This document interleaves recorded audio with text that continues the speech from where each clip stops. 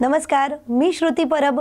News Marathi 24/7 मध्ये पुन्हा एकदा आपल्या सगळ्यांचं स्वागत करते आणि आता घेऊन आली आहे मी आरोग्य मंत्र हा कार्यक्रम. आरोग्याबद्दल महत्त्वाच्या काही टिप्स या कार्यक्रमाद्वारे आपल्याला मिळणार आहेत.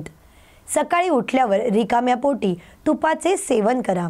सकाळी उठल्यावर रिकाम्या पोटी तुपाचे सेवन केल्याने आरोग्याला अनेक फायदे होतात. तसेच तूप हा आहाराचा एक भाग आहे, ज्यामुळे जेवणाची चव वाढते. त्याचबरोबर अनेक आजारांवरील देखील तूप खूप फायदेशीर आहे. चला तर मग जाणून घेऊया रिकाम्या पोटी तुपाचे सेवन केल्याने काय फायदे होतात. तसेच आपण तूप चपातीला लावून किंवा खिचडीवर घालून तुपाचे सेवन करतो. तुपाचे सेवन केल्याने पचनक्रिया सुधारते. जर पचनाशी संबंधित काही समस्या असतील तर सकाळी उठल्यावर रिकाम्या पोटी तुपाचे सेवन केल्यास हाडे मजबूत होतात. सांधेदुखीवर लगेच आराम देखील मिळू शकतो.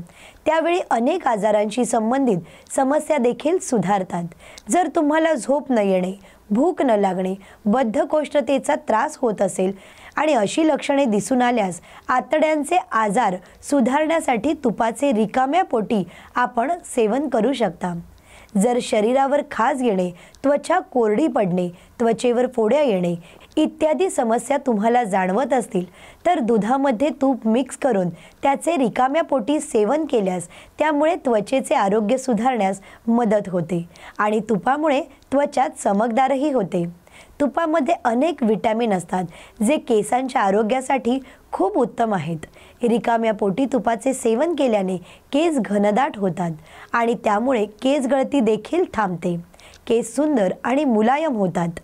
तुपाचे सेवन केल्याने भूक जास्त काळ टिकून राहते आणि सतत भूक देखील लागत नाही आणि वजन देखील नियंत्रणात राहते.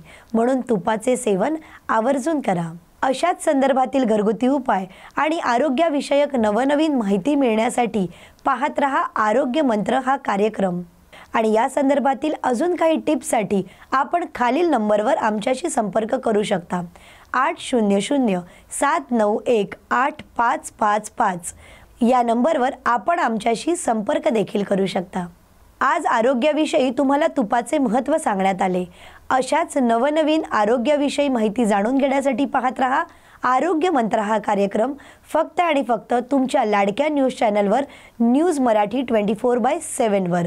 आणि आता यासोबतच आपण वळूया विशेष बातमीपत्राकडे.